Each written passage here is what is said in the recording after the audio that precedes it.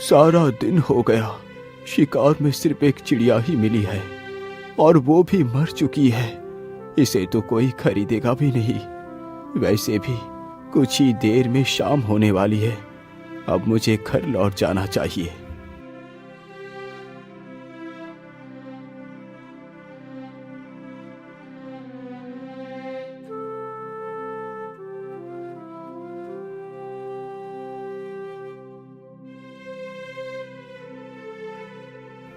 अरे, इधर तो एक कबूतरी भी बैठी है।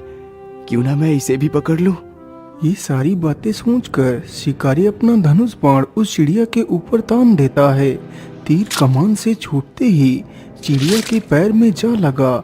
चिड़िया फड़फड़ाते हुए जमीन पर आ गिरी। वाह वाह, एक शिकार और मिल गया। इसे बेचकर आज का राशन मिल जाएगा। हे शिकारी, तुम मुझे मत मारो। मैंने तुम्हारा क्या बिगाड़ा है? चिड़िया, मुझे तुम्हें मारने और पकड़ने का कोई शौक नहीं। ये सब कुछ मैं अपने पापी पेट के लिए करता हूँ। यदि मैं ये कार्य नहीं करूँगा तो खाऊंगा क्या? शिकारी की यह बात सुन चिड़िया उसकी मजबूरी को समझ जाती है। हे शिकारी, तुम मुझे मत बेचो। तुम मेरा इलाज कर अपने साथ रखो। मैं तुम्हारी किस्मत को बदल दूंगी। ठीक है चिड़िया, मैं तुम्हें नहीं बेचूंगा। लेकिन क्या सच में तुम मेरी किस्मत को बदल सकती हो? हाँ हाँ शिकारी, मैं एकदम उचित कह रही हूँ। मेरी बात का विश्वास करो। ठीक है चिड़िया, तो फिर चलो मेरे साथ मेरे घर। फिर शिकारी उस चिड़िया को भी अपने साथ लेकर चला जाता है।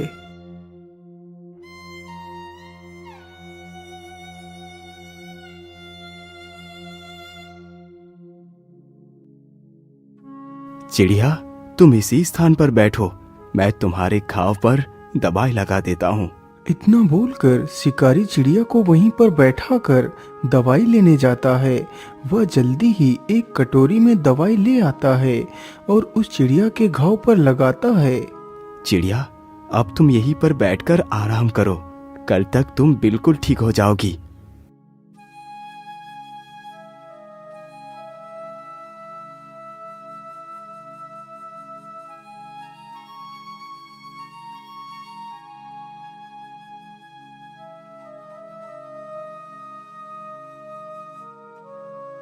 अरे वाह चिड़िया, तुम तो एकदम ठीक हो गई। अच्छा, अब तुम यही घर में रुको। मैं शिकार के लिए जा रहा हूँ। अरे नहीं नहीं शिकारी, अब तुम शिकार नहीं करोगे। लेकिन चिड़िया, यदि मैं शिकार नहीं करूँगा तो पैसे कहाँ से आएंगे? तुम शायद भूल गए कि मैंने तुमसे कहा था कि मैं तुम्हारी किस्मत को बदल दूंगी। हाँ हाँ, मुझे याद है। लेकिन तुम करोगी क्या? शिकारी, तुम जाओ और बाजार से ऊन खरीद कर ले आओ। लेकिन चिड़िया, मेरे पास तो 1 रुपया है। इससे कितनी ऊन मिलेगी? अरे 1 रुपए में जितने भी ऊन मिले तुम बस ले आओ। अच्छा ठीक है चिड़िया, मैं ऊन लेने के लिए जा रहा हूँ। इतना बोलकर शिकारी वहां से चला जाता है। कुछ समय गुजरने के बाद वह ऊन के 4 गोले लेकर आ जाता है। चिड़िया, ये लो, मैं ऊन ले आया हूँ। ठीक है, तुम इस ऊन को यहीं पर रख दो। मैं रात को इस ऊन का उपयोग करूंगी।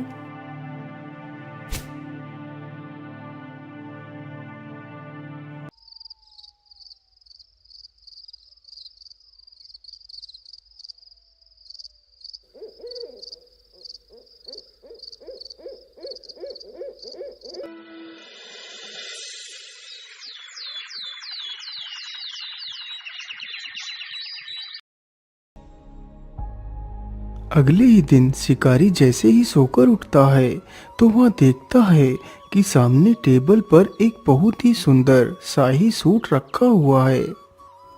अरे, ये इतना सुंदर शाही सूट किसका हो सकता है, जबकि यहाँ तो कोई नहीं। अरे चिड़िया, ये शाही सूट कौन लेकर आया? अरे शिकारी, तुम ज्यादा अचंभित मत हो, ये सूट मैंने ही बनाया है। क्या ये सूट तुमने बनाया है? मुझे तुम्हारी बातों पर विश्वास नहीं हो रहा। तुम मेरी बात का विश्वास करो, ये मैंने ही बनाया है। अब तुम इस सूट को लेकर बाजार में बेच आओ। इतना सुनकर शिकारी उस शाही सूट को लेकर बाजार की ओर चल देता है, लेकिन उसके मन में काफी सारे सवाल चल रहे थे। आखिर ऐसा कैसे हो सकता है? भला एक चिड़िया इतना सुंदर सूट कैसे बना सकती है? मुझे तो लगता है ये कोई साधारण चिड़िया नहीं हो सकती। इसका पता तो मुझे लगाना ही होगा। ये सारी बातें सोचते सोचते शिकारी बाजार को पहुंच जाता है और एक स्थान पर उस शाही सूट को अपने कंधों पर डालकर खड़ा हो जाता है। सूट ले लो, शाही सूट ले लो। ऐसा शाही सूट आपने कभी नहीं देखा होगा। शिकारी की यह बात सुन उसके पास काफी सारे लोग इकट्ठे हो जाते हैं। अरे वाह, वाकई ये सूट तो कितना सुंदर है। मैंने आज तक इतना सुंदर सूट नहीं देखा। अरे भाई, इस सूट की क्या कीमत मांग रहे हो? अरे भाई, ये सूट 20 मोहरों का है। अरे भैया, मैं 20 मोहरे तो नहीं दे पाऊंगा, लेकिन हाँ, इसके लिए मैं 5 मोहरे अवश्य दे सकता हूँ। तभी वहाँ पर राजा का मंत्री आ जाता है। अरे वाह, यह शाही सूट तो कितना आकर्षक है। मैंने आज तक ऐसा शाही सूट नहीं देखा। यदि मैं ये सूट राजा को दूंगा तो राजा बहुत प्रसन्न होंगे। अरे भाई, तुम इस सूट की क्या कीमत मांग रहे हो? भैया, इस सूट की कीमत मैंने 20 मोहरे रखी है। ठीक है, ये लो 20 मोहरे और ये सूट मुझे दे दो। शिकारी जल्दी ही उन 20 मोहरों को लेकर उस शाही सूट को उसे दे देता है। अरे वाह, एक सूट तो 20 मोहरे का बिका। 20 मोहरे तो कमाने में मुझे वर्षों लग जाते।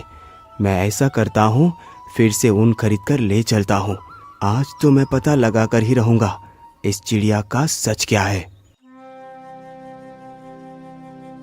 अरे चिड़िया, तुमने तो कमाल ही कर दिया। तुम्हारे द्वारा बनाया गया सूट 20 मोहरों में बिका है। मैं और भी ऊन खरीद कर लाया हूँ। जैसे ही आधी रात गुजरती है तो वह शिकारी झूठ मूठ सोने का नाटक करता है। उधर वह कबूतरी भी शिकारी के सोने की प्रतीक्षा कर रही थी। मुझे लगता है शिकारी अब सो चुका है। चलो, अब मैं अपने वास्तविक रूप में आ जाती हूँ।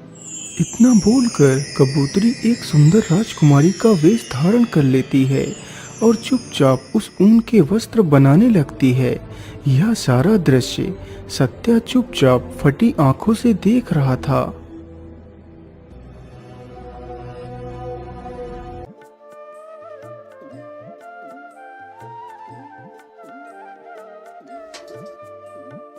अगली सुबह राजकुमारी वापस से अपने उसी कबूतरी वेश में आ गई थी।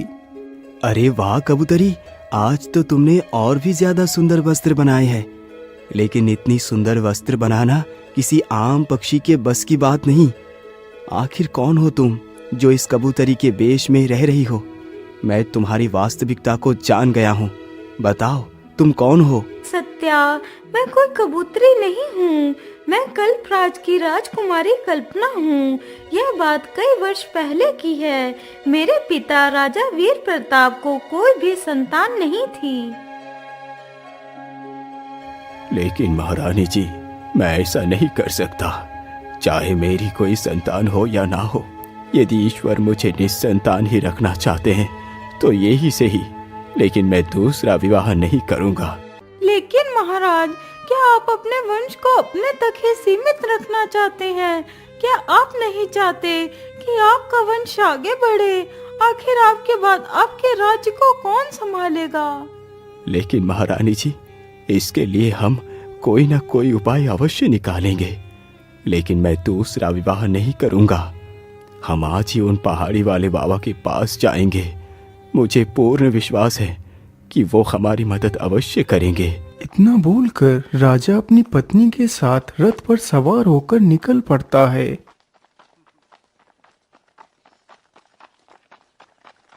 वह चलते चलते जल्दी ही उस बाबा के आश्रम में पहुंच जाता है।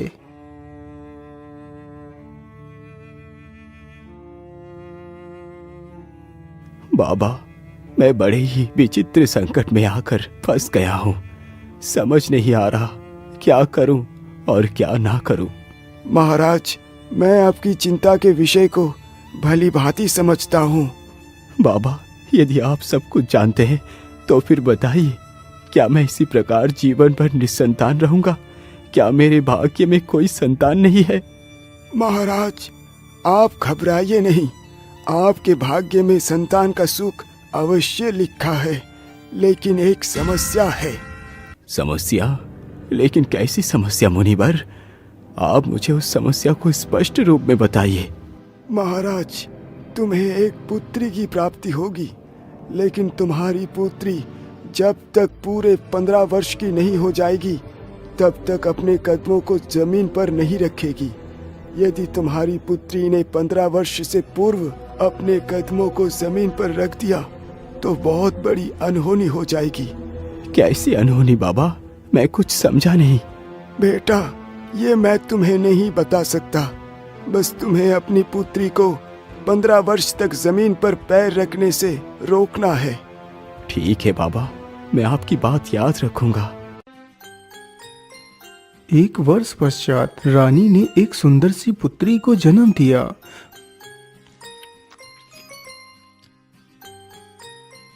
मंत्री जी, जाओ और पूरे राज्य में धन दौलत बांटो। आज मेरे लिए सबसे बड़ा खुशी का दिन है। धीरे धीरे काफी वर्ष गुजर गए।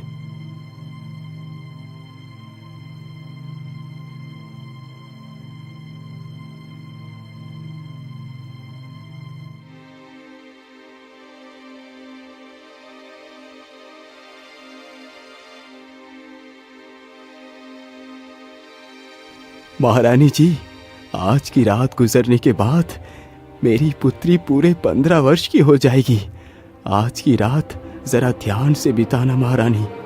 हाँ महाराज, आज का ही दिन हमारे लिए शेष बचा है। इसके बाद हमारी पुत्री जमीन पर उतर पाएगी। आधी रात जैसे ही गुजरती है तो महारानी की भी आंख लग जाती है। तभी राजकुमारी को कुछ बुरे बुरे सपने दिखाई देते हैं। वह बिस्तर पर पड़े पड़े भयभीत हो जाती है और पलंग से नीचे गिर पड़ती है। हे भगवान, ये क्या हो गया? मैं जमीन पर कैसे गिर पड़ी? माँ, जल्दी उठो, देखो मैं पता नहीं कैसे जमीन पर गिर पड़ी। इतना सुनते ही महारानी की आंखें खुल जाती हैं। अरे अरे अरे पुत्री, ये तुमने क्या कर दिया? तुम बिस्तर से क्यों नीचे उतर गई? महारानी इतना कह ही रही थी कि तभी कमरे में कुछ प्रकाश जैसा प्रकट हुआ।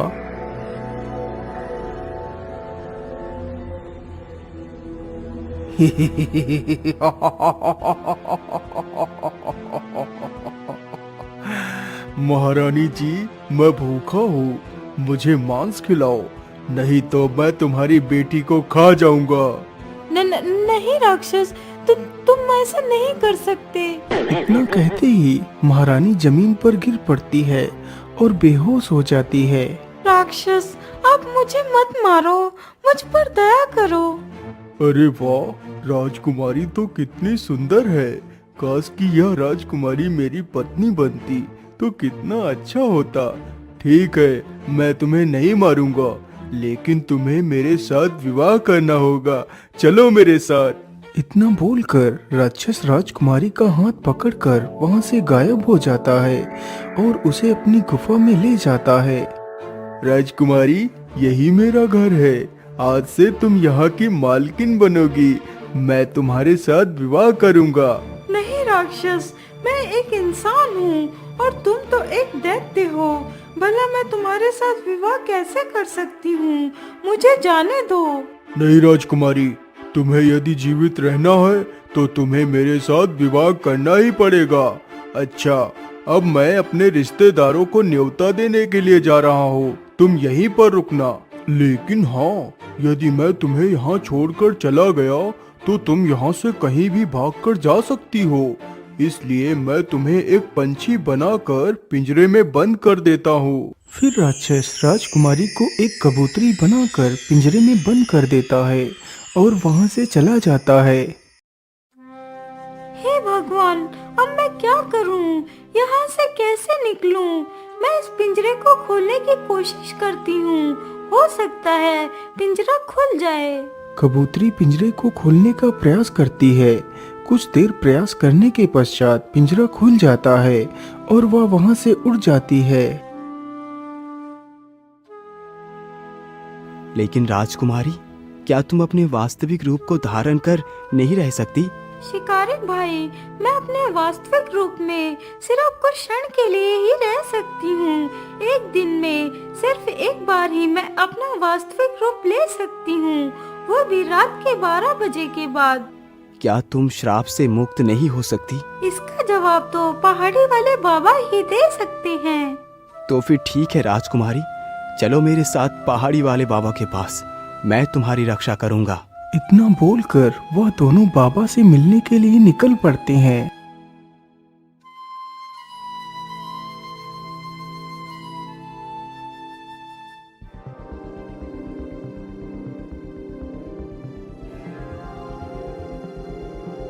बाबा, हमारी सहायता कीजिए, हम बहुत ही दुविधा में पड़ गए हैं।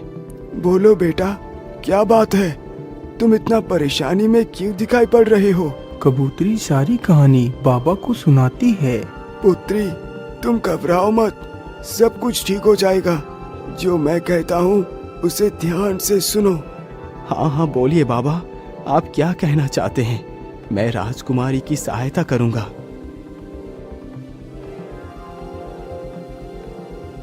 राजकुमारी, तुम्हें अपने वास्तविक रूप को प्राप्त करने के लिए उस नदी में स्नान करना होगा, तभी तुम अपने पिछले जन्म के श्राप से मुक्त हो पाओगी।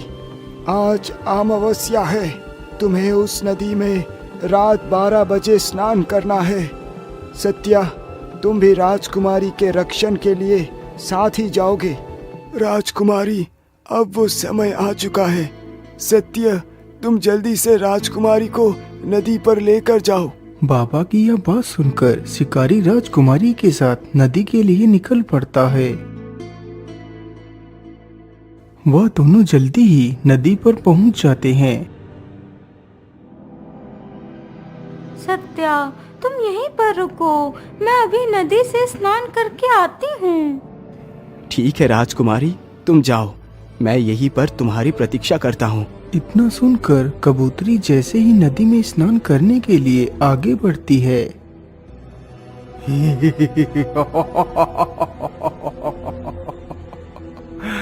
नहीं राजकुमारी, नहीं, इतनी जल्दी नहीं, मैं तुम्हें मुक्त नहीं होने दूंगा। अरे ये क्या? मुझे लगता है ये वही राक्षस है। आज मैं इसे जिंदा नहीं छोड़ूंगा। शिकारी तुरंत ही मसाल लेकर उसकी तरफ बढ़ता है। अरे बाप रे बाप, इतनी जोर से किसने मारा मुझे? किसकी मौत खींच कर यहाँ ले आई है? अरे दुष्ट राक्षस, मैंने ही तुझे मारा है। हिम्मत है तो मुझे मार के दिखा। अच्छा, ऐसी बात है तो पहले तू ही मरने के लिए तैयार हो जा। इतना कहकर राक्षस शिकारी को ही पकड़ लेता है। छोड़ दुष्ट राक्षस, आज मैं तुझे जिंदा नहीं छोड़ूंगा। तभी कबूतरी चुपके से नदी में डुबकी लगा जाती है।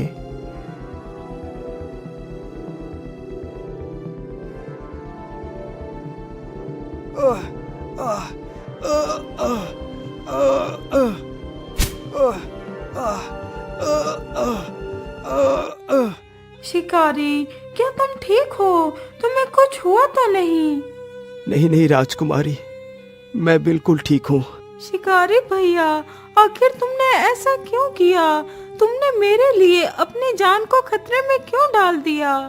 राजकुमारी, मैंने ये सब कुछ इसलिए किया क्योंकि मैंने अपने संपूर्ण जीवन में सिर्फ पाप कर्म ही किए हैं। आज मैंने सोचा क्यों ना मैं आपकी जान बचाकर कुछ तो अच्छा कर्म कर लूं। चलो शिकारी, तुम मेरे साथ मेरे राजमहल में चलो।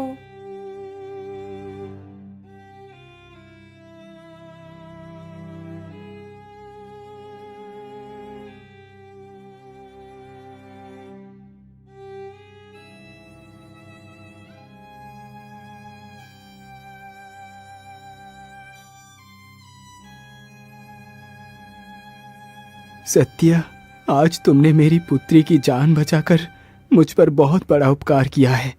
मैं तुम्हारा ये उपकार कभी नहीं चुका पाऊंगा। मंत्री जी, सत्या को एक बैलगाड़ी भरकर सोना, चांदी, हीरे, जवाहरात दे दी जाए। राजा के इस आदेश पर शिकारी को एक बैलगाड़ी भरकर सोना, चांदी, हीरे, जवाहरात देकर सम्मान पूर्वक विदा कर दिया जाता है।